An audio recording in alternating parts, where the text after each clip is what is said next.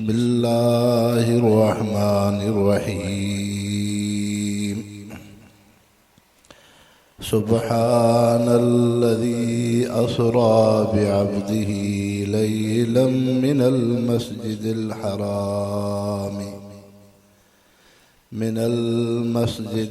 हराम इलल मस्जिदिल अक़सल्लज़ी बारकना हौलहू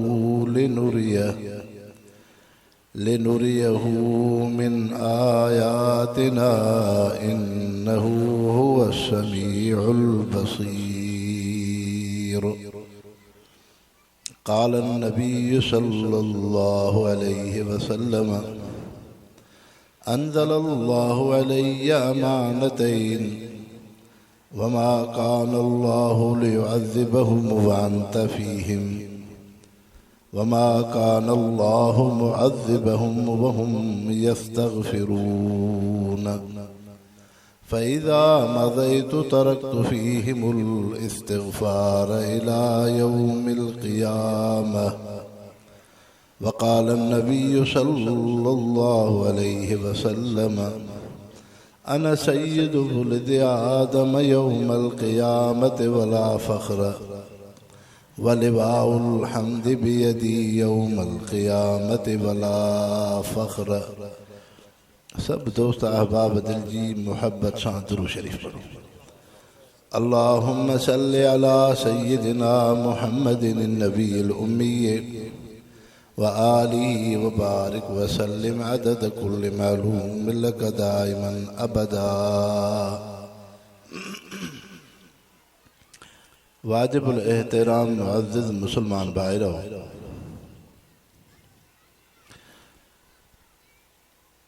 अल्लाह रब्बुल इज़्ज़त इंसानन खे पंहिंजी ज़ात सां ताल्लुक़ ऐं जोड़ण जे लाइ रसूल ऐं पैगंबर मोकिलिया। पोइ जॾहिं दुनिया जो मक़सदु हो अल्लाह सां ताल्लुक़, ईमान ऐं कलमे जी ज़िंदगी, त पोइ ईअं हुजे हा जो रब अहकमुल हाकिमीन पाण हर इंसान जे सीने ते क़ुरान जी आयत खे रखे हा। ईअं छो थियो जो अल्लाह साईं क़ुरान पाक जे दुनिया में थांव ऐं मरकज़ हज़रत मुहम्मद करीम सल्लल्लाहु अलैहि वसल्लम जे सीने खे बणायो। हिन जे करे इंसान हो त बादशाह पंहिंजो हुक्मनामो पाण रैयत ते न पहुचाईंदो आहे। तव्हां असांजे पाकिस्तान जी रियासत में हिकिड़ो पोस्ट जो निज़ाम आहे।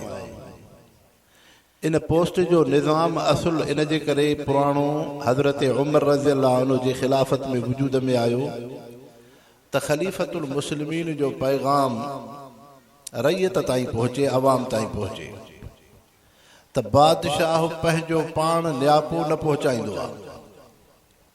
तव्हां अक्सर बेशतर बिरादरियूं जेके ताल्लुक़ रखनि थियूं, को बिरादरी जा वॾड़ा हूंदा आहिनि, सरदार हूंदो आहे, बिरादरी जो वॾड़ो हूंदो आहे, उहो पाण त पंहिंजो पैगाम न पहुचाईंदो आहे, पाण पोइ नियापो खणी अचे पंहिंजो न, पंहिंजे तरफ़ां को कासिद को शख़्स मोकिलींदो कंहिं मुक़दम खे रही सके वञी हे मुंहिंजो नियापो ॾेई आहे फिराणे पाड़े खे। ईअं ई इंसान हो, दुनिया जी ज़िंदगी जो मक़सदु हो अल्लाह सां ताल्लुक़।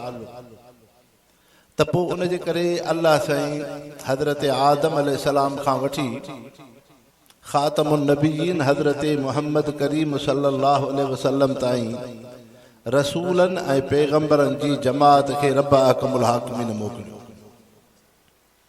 का बि उम्मत अहिड़ी नाहे दुनिया में जंहिं ॾे नबी पैगंबर न आयो।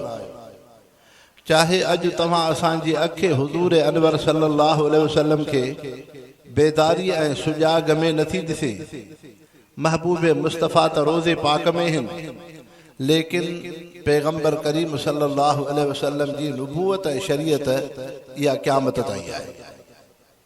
हाणे जेको बि उम्मती आहे, भल काफ़िर आहे, भल मुशरिक आहे, कहिड़ो बि गुनाहगार बदकार आहे, लेकिन आहे हुज़ूर अनवर सल्लल्लाहु अलैहि वसल्लम जो उम्मती, उहो उम्मती आहे मुहम्मद मुस्तफ़ा, उन जा रसूल ऐं पैगंबर आहे। त इंसानो अल्लाह साईं रसूल मोकिलिया ऐं रसूल इंसाननि जी ज़रूरत आहे। मसलन जीअं क़ुरान शरीफ़ आहे, इन क़ुरान पाक जी अज़मत अहमियत तव्हां असां मुस्लमाननि जे दिलनि में आहे, लेकिन अल्लाह साईं क़ुरान शरीफ़ जे मुतालिक़ छा फरमायो, लौ अंज़लना हाज़ल क़ुरान अला जबलिन लरअयतहु ख़ाशिअन मुतसद्दिअन मिन ख़शियतिल्लाह। ऐं मुहम्मद मुस्तफ़ा सल्लल्लाहु अलैहि वसल्लम, जेकॾहिं हिन क़ुरान खे असां जबल ते नाज़िल कयूं हा त जबल क़ुरान पाक जे बार जे करे ज़रा ज़रा टुकर टुकर थी पिया।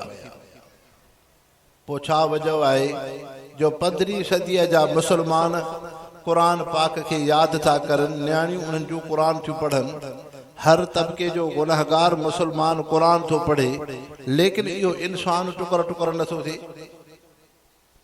थोरो सम्झिजो, तव्हां असांजे साम्हूं ॿिनि क़िस्मनि जूं रोशनायूं आहिनि, हिकु सिज जी रोशनाई, ॿियो चंड जी रोशनाई हूंदी आहे।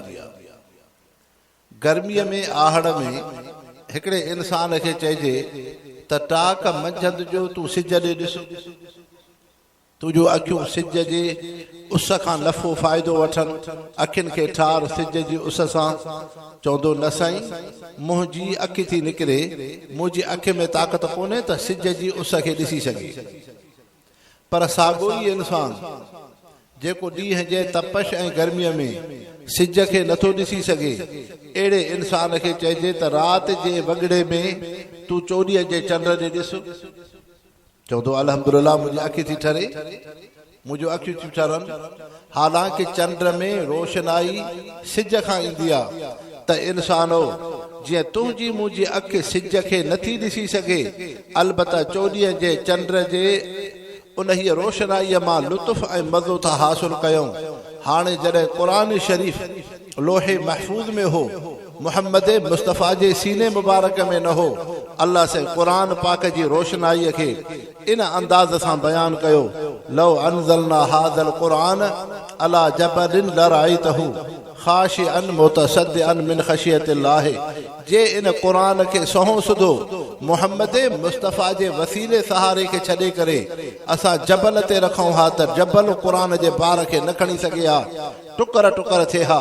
पर जॾहिं क़ुरान शरीफ़ हज़रत जिब्रील जे वास्ते सां ख़ातमुन नबीयीन हज़रत मुहम्मद करीम सल्लल्लाहु अलैहि वसल्लम जे सीने मुबारक में आयो त मुहम्मद मुस्तफ़ा हिन चोॾीअ जे चंड वांगुरु, महबूब मुस्तफ़ा हिन चोॾीअ जे चंड वांगुरु।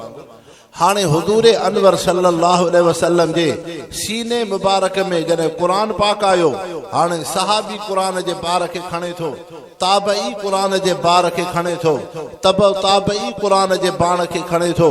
हर दौर में मुस्लमान क़ुरान शरीफ़ खे हिफ़्ज़ यादि था करनि। 15वीं सदीअ जे अंदरि गुनाहगार बाना हा, लेकिन क़ुरान जा 30 सिपारा उन जे सीने में आहिनि। इहो क़ुरान पाक जे बार खे खणणु तुंहिंजो मुंहिंजो कमाल कोन्हे, इहो मुहम्मद मुस्तफ़ा जे तोहफ़े आहे। इतां मालूम थियो त रसूल इंसानियत जे लाइ ज़रूरी आहे।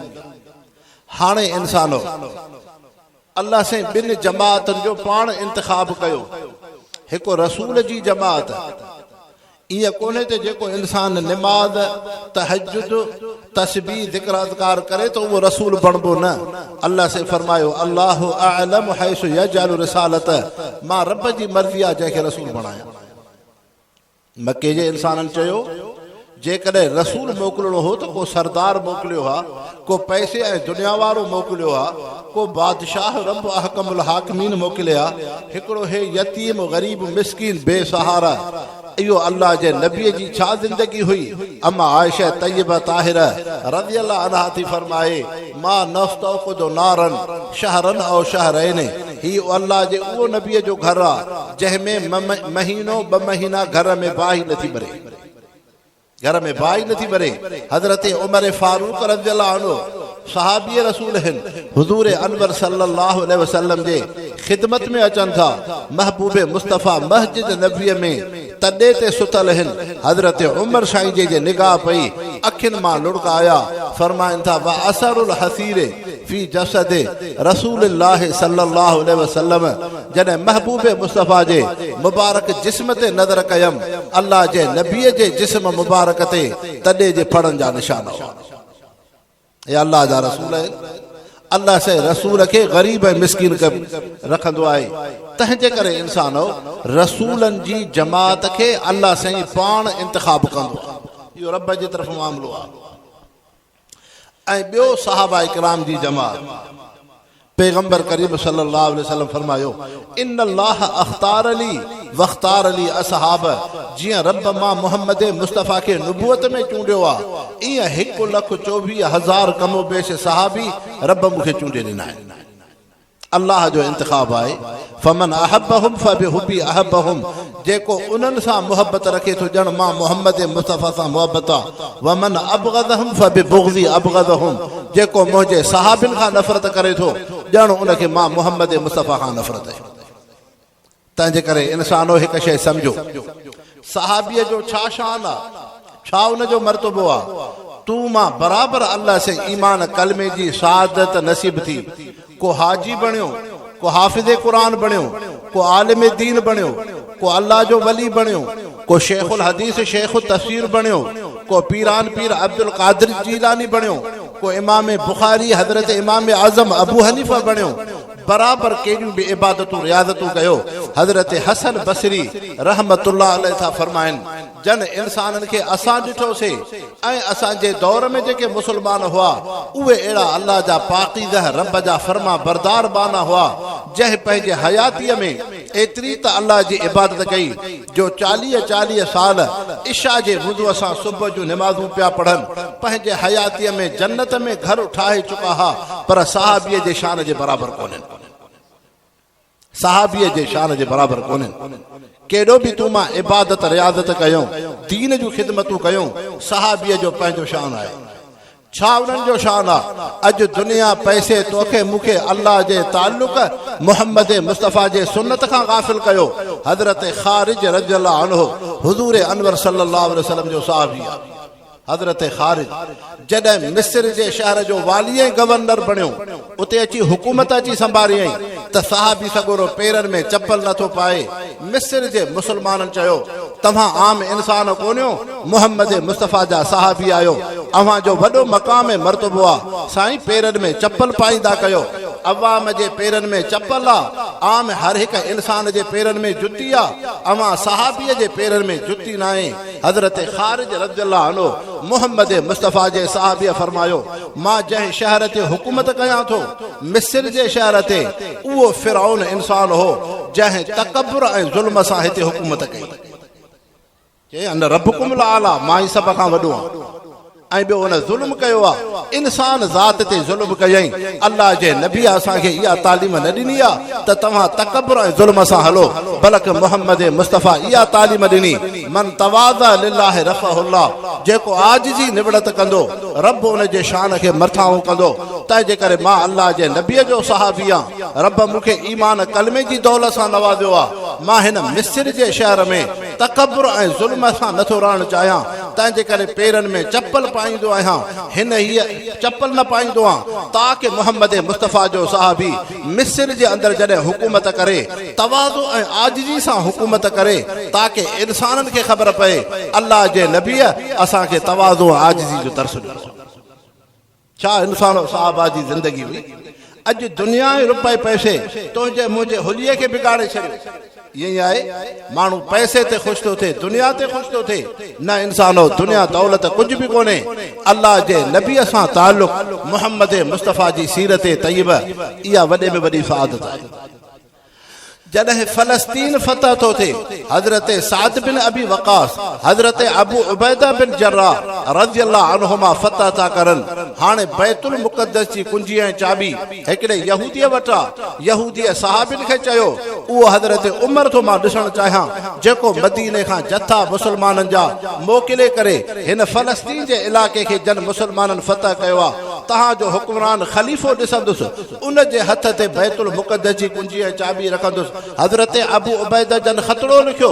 हज़रत उमर रज़ियल्लाहु अन्हु मदीने तैयबा खां हलनि था फ़लस्तीन जे इलाइक़े जे तरफ़। जॾहिं अचनि था उठड़ीअ ते हिकिड़ो अहिड़ो शख़्स पियो अचे जंहिंजे उठ जी मुहार हुई, ॿियो उठड़ीअ ते मथे वेठल हो। उन इहा अबू उबैदा रज़ियल्लाहु अन्हु साहबी रसूल खां यहूदी पुछे थो जेको उठ ते वेठो आहे इहो हज़रत उमर आहे? चए न न। हज़रत अबू उबैदा फरमायो न, इहो उनजो ग़ुलाम असलम आहे जेको उठ जी मुहार खां पियो वठी अचे। इहो ख़लीफ़तुल मुस्लिमीन हज़रत उमर फारूक रज़ियल्लाहु अन्हु आहिनि। जॾहिं हज़रत उमर खे ॾिठई कपिड़ा चतनि वारा आहिनि, पटके खे सोराख़ लॻल आहिनि, पेरनि में चपल सादी आहे, उन इहे यहूदीअ जे अखियुनि मां लुड़काया। चए उमर मां त हिन अबू उबैदा मुस्लमान सां इहो शर्त कयो हो मां उहो उमर ॾिसां, पर उमर तुंहिंजे तवाज़ो ऐं आजिज़ी मुंहिंजे दिलि में इस्लाम ऐं कलमे जी अल्लाह ऐं रसूल जी मोहब्बत खे आंदो आहे। तुंहिंजे हथ ते चाबी पोइ रखंदुमि, अॻ में मूंखे कलमो पढ़ा। हज़रत उमर जे हथ ते कलमो पढ़ी मुस्लमान इंसानो। तंहिंजे करे हज़रत इमाम मालिक रहमतुल्लाह अलैह जेके मदीने शरीफ़ जा इमामुल हिजर आहिनि, जंहिं मुहम्मद मुस्तफ़ा जे उन मस्जिद नबी जे जगह ते क़ुरान हदीस जी ख़िदमत कई जिथे हज़रत अबू हुरैरा रज़ियल्लाहु अन्हु मुहम्मद मुस्तफ़ा जो साहबी हदीस जो दर्स ॾींदो हो, जिथे अनस बिन मालिक रज़ियल्लाहु अन्हु साहबी हदीस जो दर्स ॾींदो हो, जिथे इमाम मालिक जो उस्ताद इब्न शिहाब ज़ोहरी हदीस जो दर्स ॾींदो हो। अहिड़ो इमाम मालिक छा थो फरमाए? ला यसलउ आखिरु हादिल उम्म इल्ला बिमा सलवा अव्वलहा।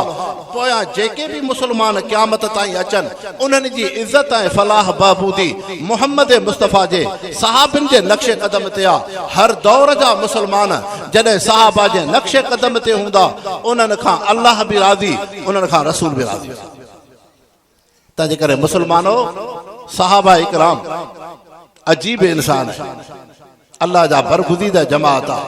हज़रत ख़ालिद बिन वलीद रज़ियल्लाहु अन्हु, हज़रत ख़ालिद बिन वलीद मुसलमान कलमो त तूमा पढ़ियोसे, मुसलमान त तूमा भी सॾायो था, सुबह शाम तूमा भी दुआऊं पिया पढ़ो, विरद वज़ीफ़ा पढ़ो, पर शिकायत इहा आहे त उहो ज़िक्र असर नथो करे।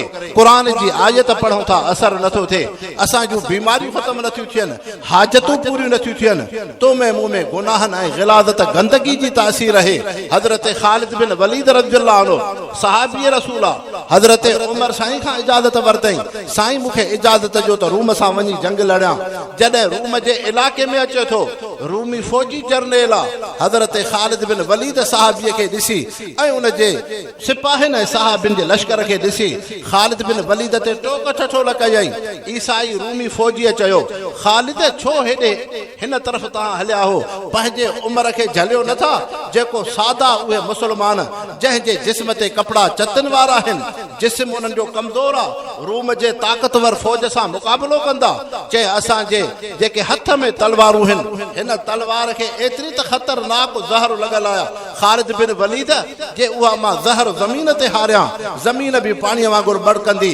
सिर्फ़ तव्हां मुसलमाननि साहबिन जे जिस्म ते असां रूमिन तलवार जी चोटी रखंदासूं, तव्हां मुसलमान मरी वेंदो, तव्हांजी हयाती ख़त्म थी वेंदी। तंहिंजे करे उमर खे मनो कर, अहिड़ा लश्कर जथा न मोकिलींदो कर। हज़रत ख़ालिद बिन वलीद रज़ियल्लाहु अन्हु मुहम्मद मुस्तफ़ा जे सहाबीअ रूमी फ़ौजीअ खे चयो, तो वटि ज़हर आहे? चए बराबर। चए ज़हर थाम में रखो। जॾहिं ज़हर हेठि ज़मीन ते हारियई त ज़मीन पाणीअ वांगुरु बरके पई। हज़रत ख़ालिद बिन वलीद रूमी फ़ौजी जर्नेल खे चयो, तूं इहो तो सम्झे ज़हर में मौत आहे? जंहिं मुहम्मद मुस्तफ़ा जी सोबत में असां रहियासूं, अल्लाह जे नबीअ असांखे रब सां अहिड़ो त तालुक़ सेखारियो। अल्लाह जे नबीअ फरमायो, न जेसीं ताईं रब न चाहे तेसीं ताईं मौत कोन्हे। हज़रत ख़ालिद बिन वलीद रज़ियल्लाहु अन्हु ज़हर जो प्यालो वठी पीअण खां पहिरियां हिकिड़ी दुआ था पढ़नि, जेका दुआ मुहम्मद मुस्तफ़ा सल्लल्लाहु अलैहि वसल्लम हज़रत इमाम हसन हुसैन रज़ियल्लाहु अन्हुमा खे नंढपण में यादि कराई। पुट सुबह जो भी 3 दफ़ा पर्दा कयो, सांझीअ खां भी 3 दफ़ा पर्दा कयो। बिस्मिल्लाहिल्लज़ी ला यज़ुर्रु मा इस्मिही शैउन फिल अर्ज़ि वला फिस समाइ वहुव समीउल अलीम। सहाबी इहा दुआ पढ़ी जॾहिं ज़हर खे पीतई, ख़ालिद बिन वलीद जे जिस्म ते ज़हर जो असर न थियो।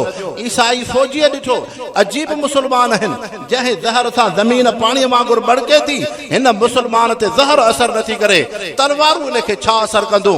अल्लाह साईं उहा जंग इस्लाम खे फतह करे। या मोहम्मद मुस्तफ़ा जी जमात आहे। इन अल्लाह अख्तार अली वख्तार अली असहाब। तॾहिं अल्लाह जे रसूल फरमायो जीअं रब मूंखे चूंडियो आहे, ईअं अल्लाह साईं सहाबी बि मूंखे चूंडे ॾिना आहिनि। जॾहिं हज़रत ख़ालिद बिन वलीद रज़ियल्लाहु अन्हु कैसरो किसरा जे फुतूहात खां बाद मदीने तय्यब में अचनि था, मस्जिद नबवी में पैर था रखनि, हज़रत उमर रज़ियल्लाहु अन्हु महबूब मुस्तफ़ा जे मुसल्ले ते वेठल आहिनि। अॻिते चंद क़दम हलिया, हज़रत ख़ालिद जो इस्तक़बाल कयूं। जॾहिं मस्जिद शरीफ़ में वेठा, हज़रत उमर साईं उथी बीठा। हाणे हज़रत ख़ालिद बिन वलीद में वेठल आहे, साम्हूं सहाबा जी मुसलमाननि जी जमात आहे। हज़रत उमर साईं फरमायो, ख़ालिद बिन वलीद अल्लाह से तोखे 2 ॾींहं ॾिना आहिनि ख़ुशीअ जा, जेतिरी ख़ुशी करे तोखे थोड़ी आहे। हिकु उहो ॾींहुं जंहिं ॾींहं ते तूं मोहम्मद मुस्तफ़ा जे हथ ते कलमो पढ़ी मुसलमान थिए, हिकु तुंहिंजो उहो ख़ुशीअ जो ॾींहुं आहे। ॿियो तुंहिंजो उहो ख़ुशीअ जो ॾींहुं आहे जॾहिं तुंहिंजे हथ सां कैसर किसरा जूं ताक़तवर बादशाहूं अल्लाह से उन्हनि खे शिकस्त ॾिनी आहे ऐं इस्लाम खे फतह थी आहे। हज़रत ख़ालिद जे अखियुनि मां लुड़का आया, ॾाढी मुबारक आली थी पई। सहाबा मंज़र ॾिसनि था। हज़रत ख़ालिद बिन वलीद उथी बीठा ऐं चयो त मुंहिंजा दोस्त साहबियो, जेका हज़रत उमर तारीफ़ कई आहे, इन तारीफ़ जे मां लाइक़ न आहियां। इहे 2 ख़ुशीअ जा ॾींहं हज़रत उमर खे आहिनि, जंहिं वक़्त में उमर मोहम्मद मुस्तफ़ा जे हथ ते कलमो पढ़ियो हो। ॿियो अॼु हज़रत उमर जे लाइ इहा सादत है जो हज़रत उमर जहिड़ा ख़लीफ़ा आहिनि, हज़रत उमर जहिड़ा हुक्मरान आहिनि, जेके मुसलमाननि साहबिन जा जथा कैसरो किसरा जे तरफ़ मोकिलनि था। इहा फतह ऐं कामयाबी ख़ालिद बिन वलीद जो कमाल कोन्हे, हज़रत उमर जी ख़लीफ़तुल मुस्लिमीन जी इहा ख़िदमत है। हाणे हज़रत उमर जे अखियुनि मां बि लुड़क पिया अचनि। जे हज़रत ख़ालिद बिन वलीद जी तारीफ़ थी थिए, सहाबी अखियुनि मां लुड़क थो हारे। जे हज़रत उमर जी तारीफ़ थी थिए, हज़रत उमर अखियुनि मां लुड़क पिया। अहिड़े इंसान जी तारीफ़ कबी आहे, अहिड़नि इंसाननि जे तारीफ़ जो हक़ आहे। तंहिंजे करे मुसलमानो, तव्हां असांजे ईमान ऐं कलमे जो मेयार मोहम्मद मुस्तफ़ा जा सहाबी, अल्लाह जे नबीअ जी सहाबा जी जमात आहे। मुसलमानो हिकु शइ सम्झो, तव्हां असां जेके भी मुसलमान आहियूं, यानी ताबई तबो ताबई मुहद्दिस आलिम, अल्लाह जा वली प्यारा बाना, दीन जे जहिड़े भी तबक़ात में हो, अल्लाह से 2 शयुनि जो सुवाल कंदो। हिकु हुकूकुल्लाह जो सुवाल थींदो, ॿियो हुकूकुल इबाद जो सुवाल थींदो।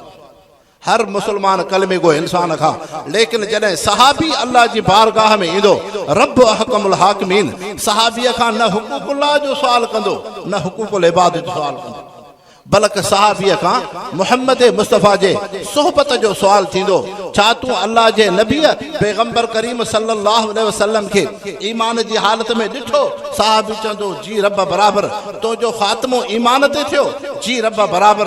अल्लाह से फरमाईंदो, इहा ई तुंहिंजी नोकी खोड़ आहे, तूं सिधो जन्नत में हलियो। तंहिंजे करे सहाबीअ खां हुकूकुल्लाह हुकूकुल इबाद जी पुछा न थींदी, मोहम्मद मुस्तफ़ा जी सोहबत जी पुछा थींदी। ऐं मुसलमानो, सहाबीअ जो छा शान आहे?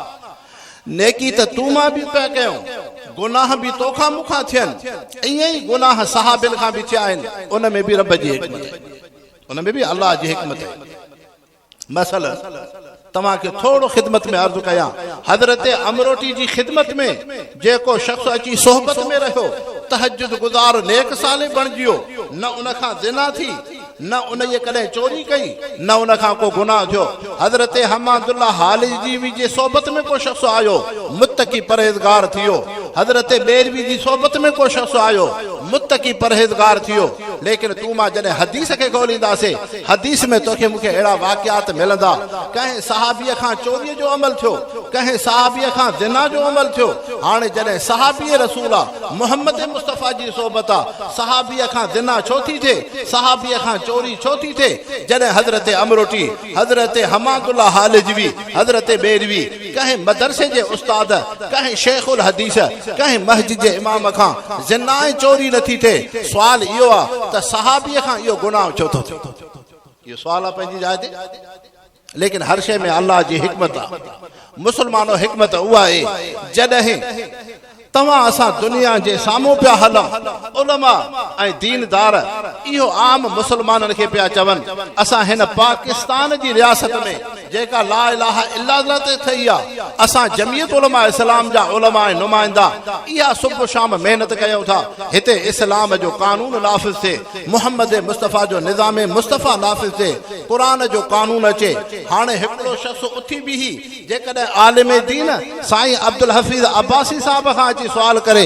मौलाना तहां त क़ुरान जे कानून जी ॻाल्हि कयो था निज़ाम मुस्तफ़ा जी ॻाल्हि कयो था हुज़ूर पाक सल्लल्लाहु अलैहि वसल्लम जे दौर में क़ुरान जो कानून हुयो कंहिं चोर खे चोरीअ जी सज़ा मिली कंहिं ज़ानीअ खे ज़िना जी सज़ा मिली हाणे इन इहा गुनाह जे सबूत इन कानून जे सबूत जे लाइ मुहम्मद मुस्तफ़ा जे पाकीज़ा नुबुवत जे दौर में सबूत ज़रूरी आहे अल्लाह साईं सहाबीअ खां ग़लती इन जे करे कराए थो जीअं क़यामत ताईं मुसलमान दलील ऐं हुज्जत जे तौर ते यहूदी ऐं दहरे उन इहा गैर मुक़लिद ऐं उन इहा मुल्हिद इंसान खे उन जे मुंहं में बुखारीअ जी हदीस ॾेखारनि त जंहिं क़ुरान जी कानून जी ॻाल्हि कयूं था इहो निज़ाम मुस्तफ़ा मुहम्मद मुस्तफ़ा जे दौर में बि नाफ़िज़ ऐं जारी इन जे करे सहाबीअ खां ग़लती थी न त फी नफ़्सी सहाबीअ जो वॾो दर्जो आहे इन अल्लाह अख़्तारनी वख़्तारनी असहाब अल्लाह साईं चूंडियो आहे लेकिन उन जे बावजूद चाहे सहाबीअ खां गुनाह थो थिए ग़लती थी थिए लेकिन अल्लाह रब्बुल इज़्ज़त सहाबीअ जो एॾो वॾो मक़ाम थो रखे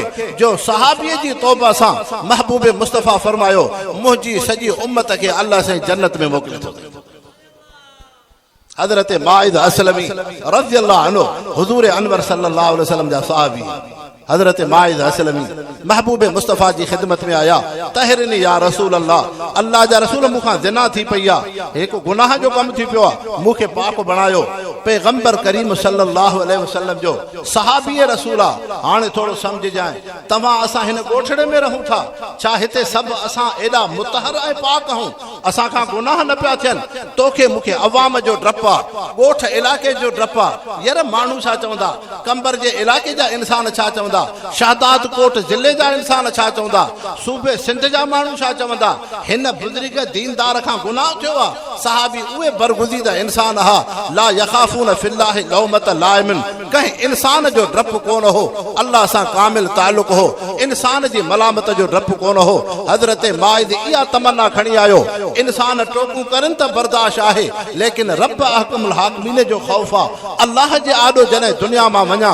मां पाक थी करे रब जी बारगाह में अचां गुनाहनि खां पाक हुजां हज़रत माइद असलमी जॾहिं ज़िना जो इक़रार थो करे हुज़ूर अनवर सल्लल्लाहु अलैहि वसल्लम संगसार करायो हदीस पाक जा लफ़्ज़ आहिनि जॾहिं माइद खे संगसार थियो हिन इन सहाबीअ जे जिस्म मुबारक मां रत जो फुड़ो निकिरी हिकिड़े मुसलमान जे कपड़नि ते लॻो उन मुसलमान ज़ुबान सां गौरा लफ़्ज़ चवया हुज़ूर पाक सल्लल्लाहु अलैहि वसल्लम जन ॿुधी करे फरमायो लक़द ताब तौबतन ल वसात उम्मती हज़रत माइज़ जी तौबा मुंहिंजे हिन सहाबीअ जी तौबा रब अहकमुल हाकिमीन वटि एतिरी त क़बूल पई आहे ल वसात उम्मती अल्लाह साईं मुंहिंजे सहाबीअ जी तौबा सां मुंहिंजी सॼी उम्मत खे बख़्शे सॼी उम्मत ईअं कोन छड़ो मुसलमान बख़्शबा सॼी उम्मत छा उम्मत में काफ़िर न आहिनि मुशरिक न आहिनि ज़ानी न आहिनि कातिल न आहिनि शराबी न आहिनि ज़ालिम न आहिनि अल्लाह जे रसूल सहाबीअ जो मक़ाम मर्तबो ॿुधायो छा मक़सदु थियो ताराज़ो जे हिकिड़े पुड़ में हज़रत माइद सहाबीअ जी तौबा खे रखियो ॿिए ताराज़ो जे पुड़ में उम्मत जा सभु गुनाहगार बदकार ज़ानी शराबी कातिल ऐं काफ़िर ऐं मुशरिक ॿिए ताराज़ो जे पुड़ में रखो मुहम्मद मुस्तफ़ा फरमायो ल वसात उम्मती हज़रत माइज़ जी तौबा सां सभु इंसान रब साईं जन्नत में मोकिले मालूम थियो त इहो सहाबीअ जो मक़ाम आहे तंहिंजे करे इंसानो अल्लाह से तव्हां असांखे उन्हनि हस्तियुनि जो निस्बत ऐं ताल्लुक़ ऐं उनजी इज़त एहतराम नसीब फरमाए त मुसलमानो अल्लाह से रसूल खे मौजज़ो ॾींदो आहे मौजज़ो छो ॾिबो आहे इन जे करे उम्मत में ॿिनि क़िस्म जा इंसान हूंदा आहिनि हिकड़ा अकुल में कामिल हूंदा आहिनि। हज़रत अबू बकर सिद्दीक़ रज़ियल्लाहु अन्हु जहिड़ा जॾहिं अल्लाह जे नबीअ खां दलील पिया पुछनि, साईं तव्हां अल्लाह जा रसूल पैगंबर हो, उन जो दलील फरमायो जेको तूं शाम जे तरफ़ सफ़र पियो करे, राहिब तोखे ख्वाब न ॿुधायो हो, तूं ख्वाब ॾिठो त चंड ॿ टुकर थी पियो आहे, हिकिड़ो चंड जो हिसो आसमान ॾे आहे, ॿियो चंड जो हिसो अबू बकर सिद्दीक़ जी गोद में आहे। उन राहिब तोखे ताबीर ॿुधाई, मां मोहम्मद मुस्तफ़ा जे नबूअत जो इहो दलील आहे। हज़रत अबू बकर सिद्दीक़ कलमो पढ़ी मुसलमान थियो।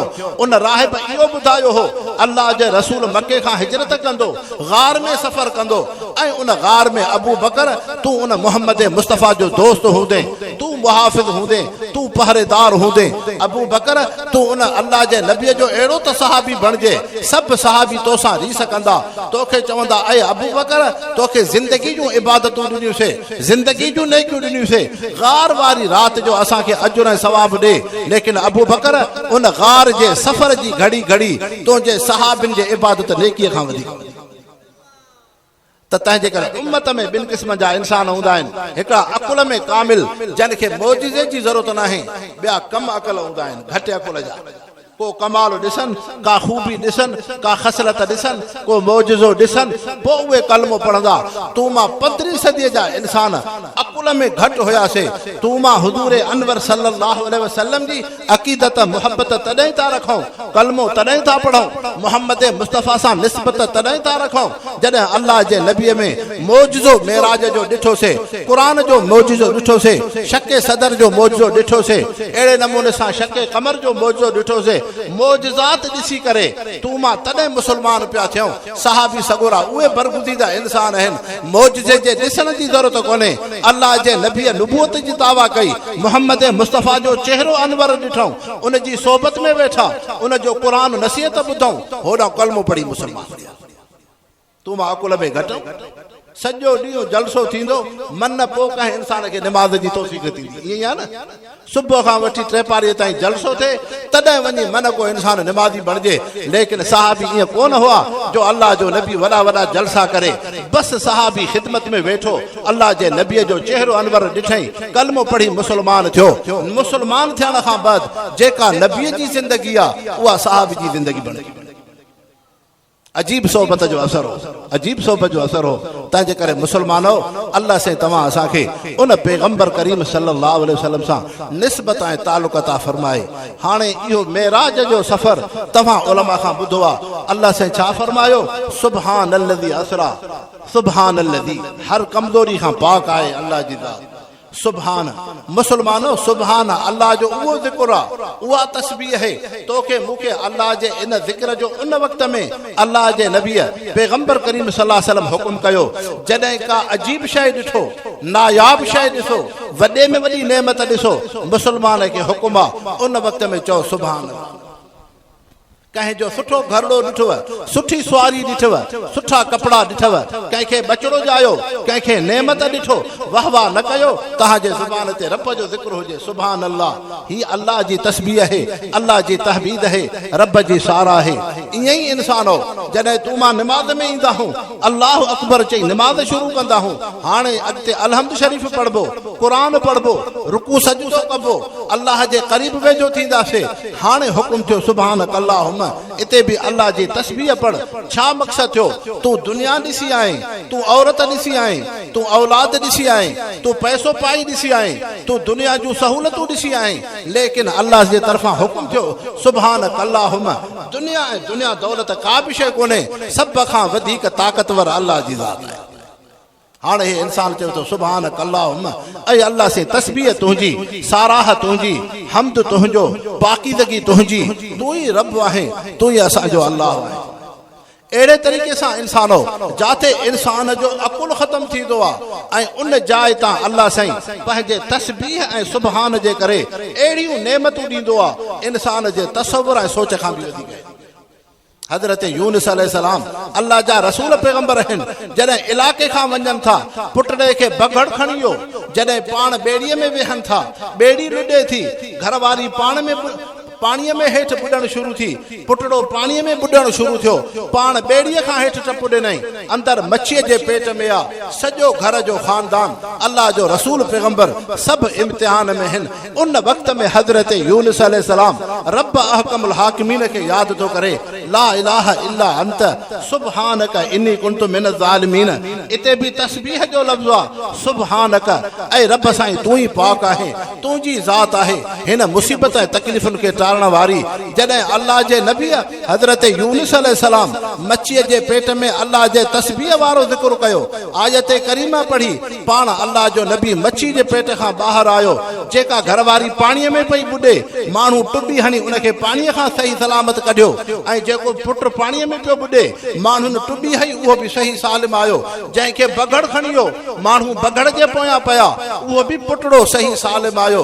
इन अल्लाह जे ज़िक्र ला इलाहा इल्ला अंत सुब्हानक इन्नी कुन्तु मिन ज़ालिमीन, इन ज़िक्र सां हज़रत यूनुस अलैहिस्सलाम खे अल्लाह सां गुम थियल सभु नेमतूं अल्लाह से उनजी झोल ऐं गोद में रखी। त मुसलमानो छा मक़सद थियो? तव्हां असांजी ज़िंदगी ॿिनि शयुनि में हूंदी आहे, या मुसलमान जी हाजत हूंदी आहे, मूंखे पुटु खपे, मुंहिंजो रिश्तो थिए, मूंखे नौकरी खपे, मूंखे मेह मिले, मुंहिंजे रिज़्क़ में बरकत पए, या इंसान जी ज़िंदगी मुसीबत ऐं बीमारी तकलीफ़ में हूंदी आहे। ॿिनि वक़्तनि में तव्हां असांखे हुकुम आहे, अल्लाह सां तालुक़ रखो, अल्लाह खे यादि कयो। तंहिंजे करे अल्लाह से फरमायो वल ज़िक्रुल्लाह अकबर, अल्लाह जो ज़िक्र वॾी शइ आहे। तंहिंजे करे मुसलमानो हिन जलसे जो मक़सदु इहो आहे, जीअं अल्लाह साईं तव्हां असांखे ईमान कलमे सां नवाज़ियो आहे, इन ईअं ई ईमान कलमे सां गॾु अल्लाह जी इबादत कयूं, रब जी बंदगी कयूं। मुसलमानो दुनिया जी ज़िंदगी में ॿिनि शयुनि जो मक़सदु आहे, हिकु अल्लाह जी मुहबत में ज़िंदगी गुज़रे, जेको असांखे ईमान कलमो नसीब थियो आहे, अल्लाह जी मोहब्बत में ज़िंदगी गुज़रे। तंहिंजे करे रब निमाज़ जी इबादत ॾिनी, क़ुरान जी इबादत ॾिनई, रोज़े जी इबादत ॾिनई, हज उम्रे जी इबादत ॾिनई, ज़िक्र जी इबादत ॾिनई, सुन्नत सीरत जी इबादत ॾिनई।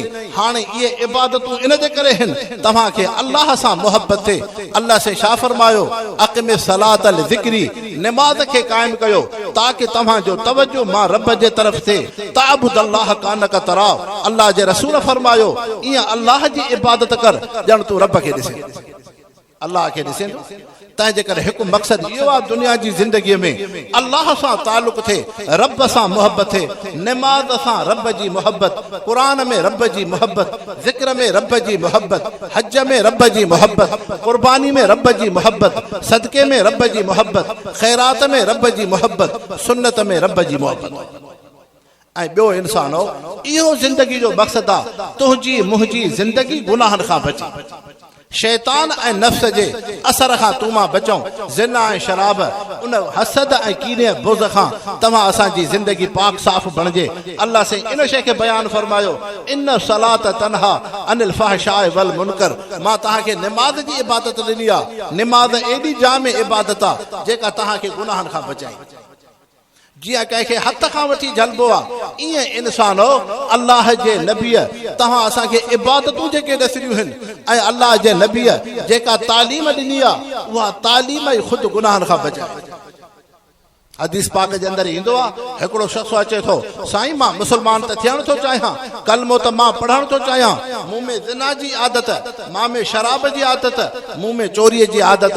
हुज़ूर अनवर सल्लल्लाहु अलैहि वसल्लम उन शख़्स खे फरमायो, कलमे पढ़ण खां बाद मां मोहम्मद मुस्तफ़ा सां इन शइ जो वाइदो कर, इन शइ जी बैयत कर, मुसलमान थियण खां पोइ मां कूड़ न ॻाल्हाईंदुमि, मां सचो ई सच ॻाल्हाईंदुमि। सहाबा इकराम था फरमाइनि, अल्लाह जे रसूल उनखे ईअं न फरमायो तू कलमो त पढ़ियो आहे पर ज़िना न कर, तू कलमो त पढ़ियो आहे पर शराब न कर, न पियो, तू कलमो त पढ़ियो आहे पर तू चोरी न कर। न, मोहम्मद मुस्तफ़ा उन खां इन शइ जो वाइदो वरितो, ईमान कलमे खां पोइ मां मोहम्मद मुस्तफ़ा सां इहो वाइदो कर, मां अॼु खां पोइ सच ॻाल्हाईंदुसि, अल्लाह जो सचो बानो थी रहंदुसि। सहाबा फरमाइनि था, अल्लाह जे रसूल सचाईअ जो उन खां वाइदो वरितो, सचाईअ जे करे उन मां ज़िना बि ख़तम थी, शराब बि ख़तम थियो, चोरी बि ख़तम थिया, मोहम्मद मुस्तफ़ा जो बरगुज़ीदा साहबी बण। तंहिंजे करे इंसानो अल्लाह जा सचा बाना थी, ईअं न आहे कलमो त पढ़ियोसीं पर ॿिए सां ठगी कयूं। अॼु तव्हां सां ईअं मुआमलात में ठगी, ॾेती लेती में ठगी, वाइदे में ख़िलाफ़ वर्दी न, पंहिंजे ज़ुबान ते पूरा ज़ुबान ते पूरा हलो। हज़रत हुज़ैफ़ा हज़रत हुसैन ॿई पीउ पुट सहाबी आहिनि। जॾहिं बदर में अबू जहल सां जंग पई लॻे, उहे सहाबी सॻोरा यमन खां अचनि था मदीने तैयबा जे तरफ़, रस्तो मके खां गुज़रे थो।